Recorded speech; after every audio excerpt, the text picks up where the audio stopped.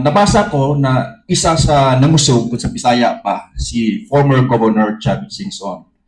May ugnayan ba kayo ni former Governor? Tapos may narinig din ako na gagamitin daw yung mga barko niya. Kumbaga sa Bisaya pa, hakot system. Ugnayan ba kayo sa panawag din ni former Governor Chavit Singson? Kaya if you want to, if a word para dyan sa November 16 to 18, it is a public consultation. Para po malaman natin, kasi po kayo, meron kayong opinion. Ang dami pa, ilang milyon pa ang may opinion. Pero sa kanya-kanyang Facebook, sa kanya-kanyang chat group, hindi nagkakaisa. Bakit po natin hindi alamin? Alamin natin, ano po ba talaga ang gusto ng mayorya ng taong bayan? Kung yan po ang panawagan nyo at nalaman natin na wala kayong ibang kasama, wala tayong magagawa. Pero kung yan ang panawagan nyo at nakita natin yung ilang milyon sa kalsada ay yan din ang panawagan, eh di mabuti. At least nalaman natin. Malinaw na. Salamat po.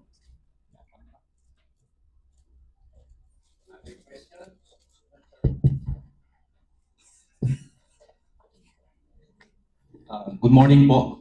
From Base Media in Zurich, Sur. Nabasa ko na isa sa namusog kung sa Bisaya pa, si former Governor Chavit Singson. May ugnayan ba kayo ni former Governor? Tapos may narinig din ako na gagamitin daw yung mga barko niya. Kumbaga sa Bisaya pa, hakot system. Ugnayan ba kayo sa panawag din ni former Governor Chavit Singson? Thank you. Yeah, maraming salamat sa tanong. Yung PDP laban, ito yung press con natin ngayon, ay wala po kaming direktang ugnayan ang PDP laban as a political party kay Manong Chavit. Pero ako bilang personal na kaibigan ni Manong Chavit, madalas din po kaming magkausap. Katunayan nga po, mga 3 weeks ago, ako'y naimbita niya sa isang dinner. Doon po ako naghapunan sa kanyang bahay sa may Corinthian. At marami kami napag-usapan. Marami siyang mga nabanggit sa akin. Kasi tinanong ko, Manong, bakit kayo nagkaroon ng hindi pagkakaunawaan ng Pangulo? Eh, samantalang magkakasama tayo noong 2016, nung tumatakbo lang Vice President siya. Tapos 2022, sumuporta ulit tayong mga Ilocano. Ilocano rin po kasi ako. May saak na putpundo na tarakin nyo dita ambyanan.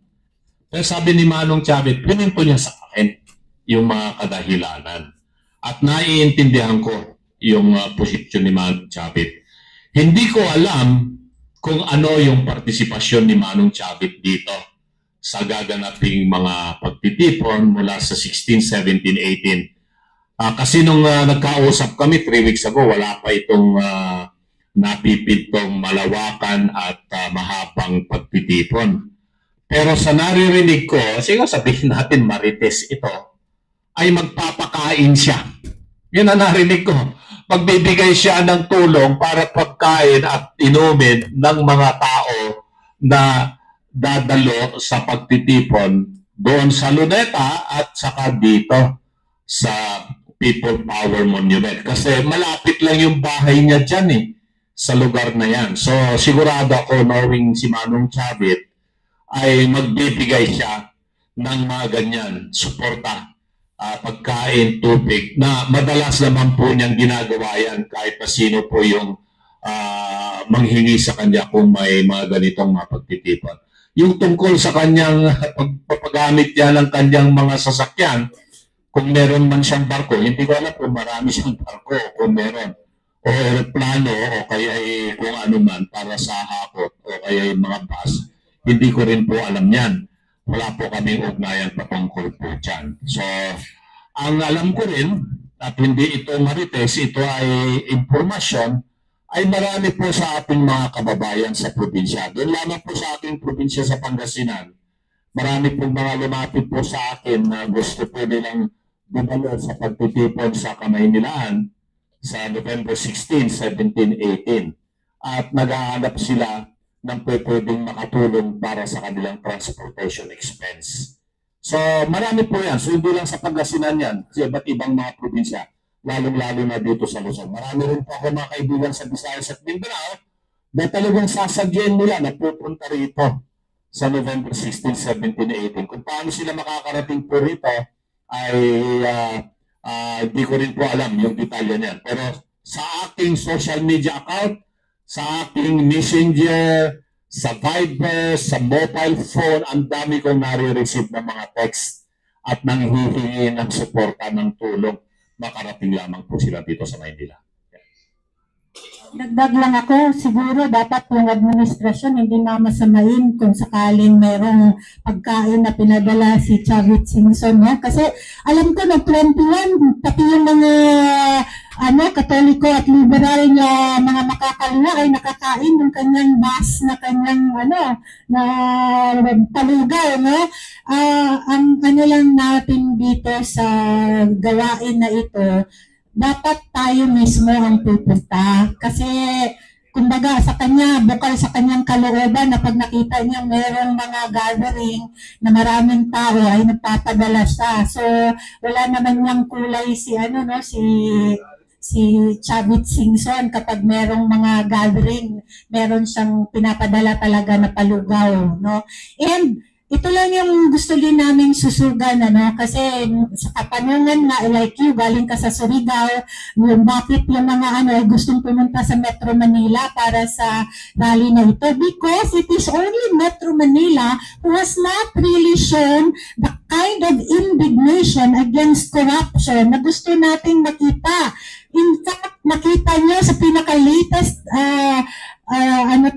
Pulse Asia Survey na 3% lamang sa Mindanao ang nag-a-approve sa kay Marcos. And 97% wala na sa either nagdadalawang isip o talagang no na. So 3%. Hindi na kailangan mag-rally ng Mindanao o ng Visayas, but Metro Manila, where the seat of power is, tayo yung parang natatakot na ipakita kung ano yung tunay nating nararamdaman sa korupsyon na ito. Kaya ngayon po ang ating panawagan is for Metro Manila and Luzon to show your indignation against corruption dahil ito ay sobrang malawak. Ang dami ng mga namatay, ang daming nabaha, ang daming nalimboy. Anong uri ba ng tulong ang nakita natin at kahandaan ng pamahalaan? So, it's not just about corruption, it's also about competence of governance.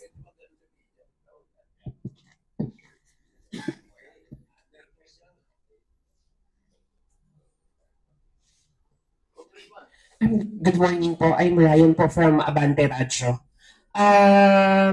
Tatalbog lang po ako ng tanong. Recently lang po sinabi po ni Ombudsman Remulla na mayroon na pong arrest warrant laban kay Senator Bato de la Rosa. But the latest statement po ng DOJ, wala pa po silang natatanggap. And according din po kay DILG Secretary Remulla, John Vic Remulla, na ang natanggap lang daw po ni Ombudsman Remulla ay yung electronic copy, wala pa pong original copy. Any statement po from PDP Laban, since si Senator Bato de la Rosa po ay part ng PDP Laban, at sa tingin niyo po ba may paglabag na umano'y ginawa si Ombudsman Remulla sa pagsasapubliko ng arrest warrant? And ano po yung action na ginagawa na po ng PDP Laban?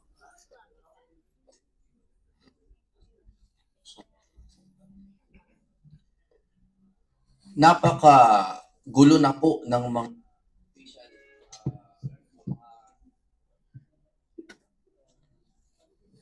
napakagulo na po at napaka-halo-halo na po ang mga public pronouncement ng ating mga kinauukulan ukol dyan sa warrant. Hindi natin alam kung totoong may diffusion notice o wala. Sabi po ni Ombudsman Remulla na meron daw siyang copy sa cellphone niya. No? Pwede po natin pahabain ang usapan na to. We can talk about the technicalities of RA 9851. We can talk about the Rome Statute. But at the end of the day, this is a question of sovereignty. Kasarinlan. At ang sa akin po, napakalinaw, ibalik natin ang usapan sa jurisdiction. Walang jurisdiction ng ICC, whether as an international body or kahit hindi sila state, wala silang karapatan. At ang gobyerno natin ay wala ring karapatan mag-extradite from the executive branch without judicial determination. Sundin mo man o hindi ang Rome Statute, walang dahilan na magpadala tayo ng sarili nating nasyonal patungo sa ICC. Kung sundin mo ang Rome Statute, by the way, hindi kami sang-ayon dyan, ha? Pero kung sundin mo ang Rome Statute, dadaan ka pa rin sa judicial determination. Kailangan malaman natin kung gumagana ba yung principle of complementarity, kung gumagana ba ang ating mga korte o hindi. Pag hindi natin sinunod, pupunta tayo sa RA 9851. At nakalagay sa Section 17 that it is pursuant to existing extradition laws. Di ba? At naglabas ang ating Supreme Court ng mga rules on extradition. Tama? Yung AM number, 220329 or some, basta, ganyan. At ang nakalagay doon talaga, dadaan pa rin sa judicial determination. Ang problema dito is nagkakaroon na masyado ng legal speak, legalese. Nakakalimutan natin yung spirit of the law. And the spirit is we preserve sovereignty. As much as possible, ang Pilipinas ay sa Pilipino. No? So yung iba, binapaluktot yung batas para magkadahilan na magkaroon ng kapangyarihan ang executive to unilaterally expel a political rival. Mali eh. Okay, bago ko pagsalitain ang ating legal luminary, isipin nyo ito ha. Ako, marami akong kinagagalitan ngayon na opisyal. I think they are guilty of crimes against humanity. I have been bashed for that. I stand by it. Crimes against humanity is an evolving term. It is no longer a war crime. Okay? It is about the aggregate level of mass harm. Kung gaano kadami. Kasi parang genocide na eh. Pero, kapag tapos ng administrasyon na to, at may kapanig ako na gustong magpadala ng mga kalaban natin sa ICC, hindi ako papayag. Hindi ako naniniwala na halimbawa si Trillanes dapat bang padala sa ICC? Ako hindi. Dito, unless the courts stop working. Si Martin Romualdez, si Zaldico, dapat ba ipadala sa ICC? I will not support that until all the legal requirements are met.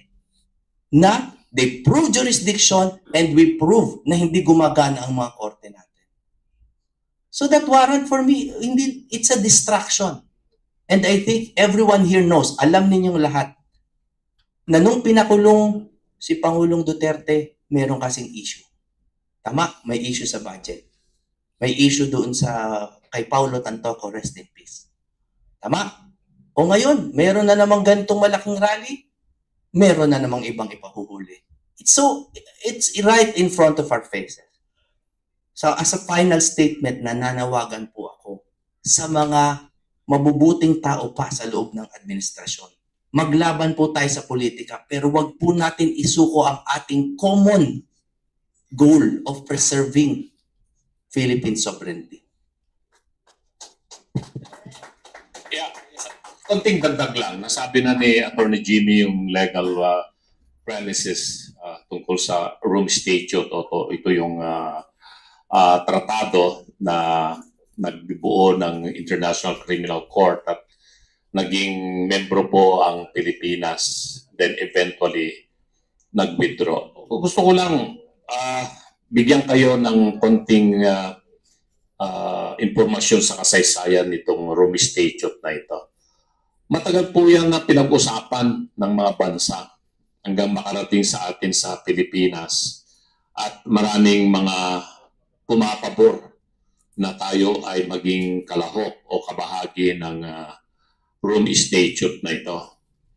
At magmula early 2000, pinagdidibatihan na ito at pinag-uusapan. Hindi pumasa-pasa po yan sa ating Senado na ating i-ratify. Kasi alam nyo naman, ang tratado bago maging part of the law of the land pursuant to the provision of the Constitution under Article 2, kailangan mo nang i-ratify po ng Senado. Hindi ma-ratify yan kasi nga sinasabi ng ating mga magagaling na mga senador na pag tayo ay pumasok sa Rome Statute, that is a diminution of our sovereignty. Sinusurrender natin yung ating kasarinlan sa ICC. So ang ginawa po ng the late Senator Miriam Defensor Santiago, naging principal author and sponsor siya, that eventually became a law, yung Republic Act 9851. So naging batas po yan, naging local law natin. At lahat ng mga nasasakpang mga instances or crimes or whatever you call it, under the Rome Statute, napaloob po yan sa 9851. Pero kahit na meron na tayong 9851 na local law, hindi pa rin tayo ina-appreciate ng mga dayuhang mga Europeans. Kasi itong Rome Statute na ito, produkto po ito ng mga puting mga European countries na sila yung merong tinatawag nilang moral ascendancy over the whole world, over the United States, over Russia, that they have the right, the parang tawag nila rito, divine right to impose yung kanilang system of justice all over the world against everybody. Na hindi sumasang-ayon ng Amerika, hindi sumasang-ayon ng Russia sa kagustuhan ng mga Western countries na ito. So, ito na naman, merong nagnanais na mga Pilipinong magagaling na abogado na maging membro po sila ng International Criminal Court, maging judge po sila sa ICC, maging prosecutor sila sa ICC. And during the time of the Aquino administration ni Noynoy Aquino, doon, I think it was 2013 if I'm not mistaken, bigla na lamang naisingit yung Rome Statute for ratification in 2009 in the Senate. So na-ratify, naging member tayo ng ICC. But eventually, nag-withdraw. So ganun po yung istorya po niyan.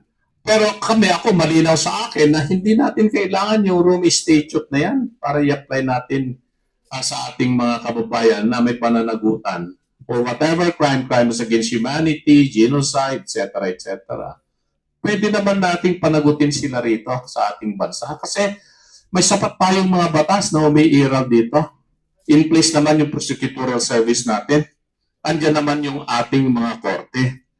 Bakit natin kailangang ipagkanulo, ibigay ang ulo ng isang Pilipino sa kamay ng mga dayuhan? No? At itong sinasabi nilang warrant of arrest kay Senator Bato. Ako, I take the word of Ombudsman Boying Remulla na meron siyang basihan doon sa kanyang sinasabi kung ito man po ay electronic copy or not, na natanggap niya. Siguro he is not so reckless to say na meron akong hawak na kopya ng warrant of arrest. Pinadala sa akin. Hindi ka sasabihin na yun kung wala nga. I don't believe na magsasabi ng ganon ang isang former Secretary of Justice at saka ngayon Ombudsman. At isa sa publiko niya yung information na ito. Ako, I'm going to take that as truth, yung sinabi ni Ombudsman Remulla. And I'm happy in a way para mabigyan ng advance information ang taong bayan at mapag-usapan din kung issue ito. Kasi konektado pa rin ito doon sa naunang nangyari kay Tatay Digong At nagkaroon ng dinatawag natin na kidnapping, pagtatawag din palibinahe. No. Ang napapayo ko lang kaya sa mga legal team ni Senator Bato, nagkausap na rin kami ni Atty. Torian dito the other day. At sinabi ko sa kanya, you expect the worst. They are going to come up with a red notice for sure from the Interpol. It's just a matter of time yan. It's a matter of time. Hindi ba siguro ngayong buwan na ito, baka next month ilabas na yan at ituloy na po siyang dahil. Ang tanong, papayagan ba nating maulit ito?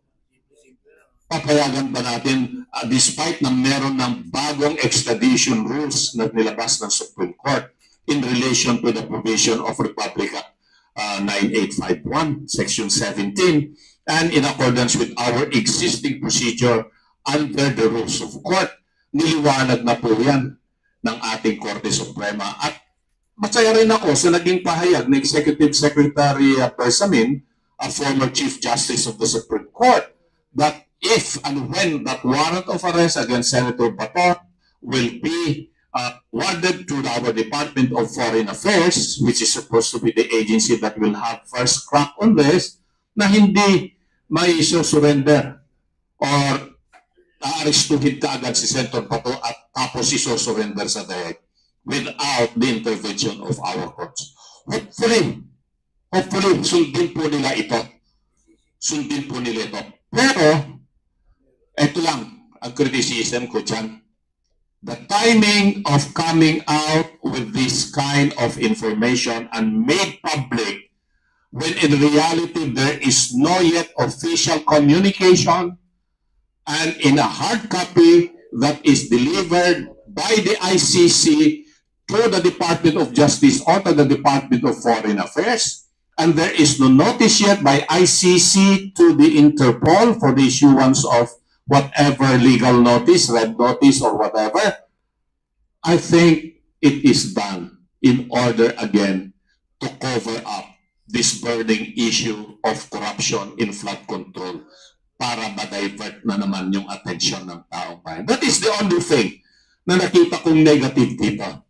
That there is a connection of this information that Senator Bato, who is a leader of PDP Laban, no, somebody who is fighting the corruption in government, in the Senate, that is amounting to curtailing his right as a senator to continue fighting corruption in our government. Yun lang nakikita ko po dyan.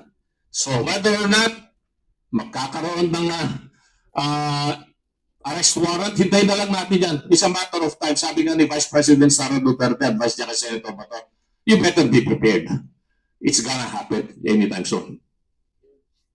Nagdag lang ako bilang ordinaryong mamamayan at hindi abogado. Kasi ako, ang pananaw ko, ICC is not, it's a political arm of the West hiding behind a facade of humanitarian advocacy. Kasi tingnan nyo yung nangyari. Wala naman silang ibang kaso. Bakit pinapatagal nila si Tatay Digong doon? Kasi wala silang ibang hawak na kaso. At meron pa silang with the US government. So, yung significance nila, they are fighting for it. No? At siguro, maraming aspeto yan, and yung paglabas nga nitong kay Senator Bato, para madagdagan naman yung kanilang doon, trabaho at ng relevance, meron silang silbi. Aside from that, nabasa ko na si Attorney Conti ba yung abogado ng kabila, di ba? Yung nila na dapat yung next na mga warrant of arrest ng ICC ay secret. Napunta na tayo na naman sa secret. Itong ginagawa nila kay Senator Bato actually is the work of the left. Alam natin ano ang ginawa ni Tatay Digong, ni Senator Bato at ng kanyang security team, kung paano pinulbos ang mga makakaliwa. Ngayon, itong ginagawa nila dahil they are gaining power, regaining their authority because meron silang budget, nakaupo sila ngayon sa Kongreso, kaalyado nila ngayon ang kasama pa nila sa September 21 rally ang lahat ng mga makakaliwa. Kaya itong ginagawa nila, sabi nga ni Caraol kanina, timing ng paglabas ng impormasyon upang tayo ay takutin na wag tayong lumabas ngayong November 16 to 18. Even the filing of the case against Gonzaga and other na identified nila doon sa T4 list ko na kinasuhan because inciting to sedition na hindi naman talaga ito inciting to sedition dahil hindi po mali at hindi masama ang manawagan tayo ng accountability. Samahan natin itong mga, sabi ko nga, itong administrasyon na ito parang kumakopya kay Hitler. Kung si Hitler merong Schindler's List, si Bongbong Marcos merong Tulfo List.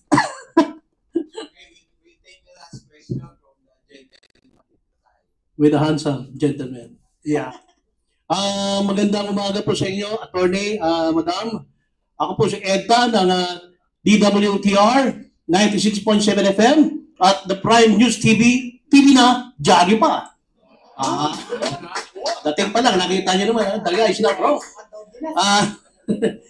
Attorney, ako ay naniniwala kayo dyan sa PDP malungkot sapagkat wala na akong nagmumura. Sigurado po ako yan. Attorney, kasasabi yung pala kanina, walang karapatan yung ICC na daktin itong si Pangulong Digong Dapan ni Sara Duterte. Bakit hanggang ngayon nandun pa rin siya? Bakit? Anong ginagawa nyo? Bakit meron mo bang nakasuhan doon sa nagdalaw sa kanya? Bakit di mo na huli? Wala akong nababalitan ganun samantala pagka-ordinaryo, suspect na, nakukulong na kagad. Ito, presidente ho yung pinadala doon. Sinabi nyo, kidnapping. Bakit wala akong nababalitan, nakukulong? Kailan mo sila makukulong? Sir. Sir Ed, sino po ba yung ombudsman ngayon? Ito, alam mo, sigurado ko, sino mo niya yun? Nadali. Wala kang alaman niya. Nasagot mo na yung tanong mo. Di ba? Tapos na yung tanong Kasi kanino ka ba magpa-file? Saan po bang tayong korte nagpa-file kapag ito'y ginagawa ng mga matataas na posisyon sa lipunan? Sa ombudsman, hindi po ba? Nag-file po ang aming side ng kidnapping. In fact, it was Baste Duterte who was the petitioner at ang legal representation ay sila Attorney Torion na aking partner sa law firm. Tama? Na-file po. Na-archive din po. So, hindi po kami pwedeng pagsabihan. Alam ko po yung tanong nyo ay wala namang talim. No? Pero hindi naman po pwedeng sa amin pa isisi yung inaction ng government. Dahil kami po ay galaw ng galaw. Reklamo po kami na reklamo through the proper legal processes. Sa katotohanan po niyan, nung budget pa lang, bago pa na kidnapping, nag-file na kami ng falsification of legislative documents. Dahil po yung mga dokumento, blanco. Nagkaroon ng laman, 241 billion from zero. Falsification. Archive. Nag-file kami ng kidnapping. Petitioner. Mayor Baste. Archive. Tama?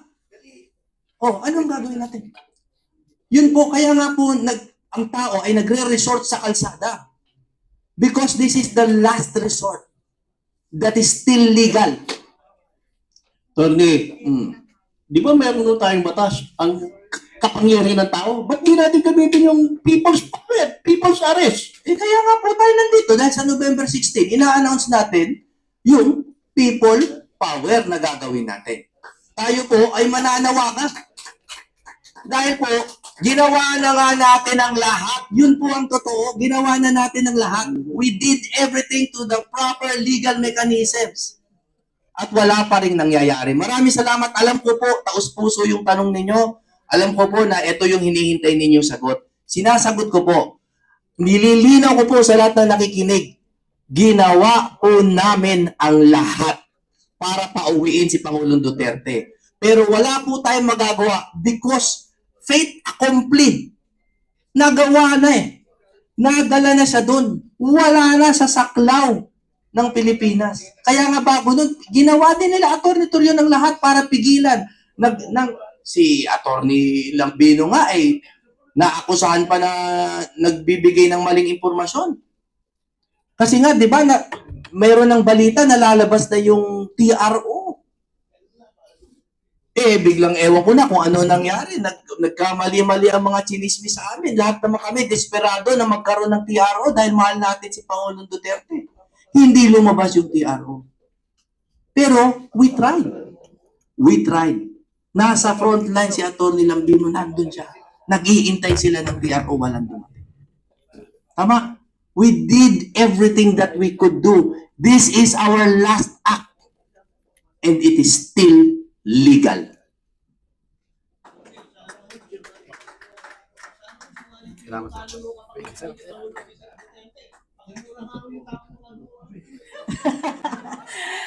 Before natin nais lamang namin i-introduce at paupuin dito the kapihan sa PDP Director, si Education Committee Chairperson Kat Penny Belmonte.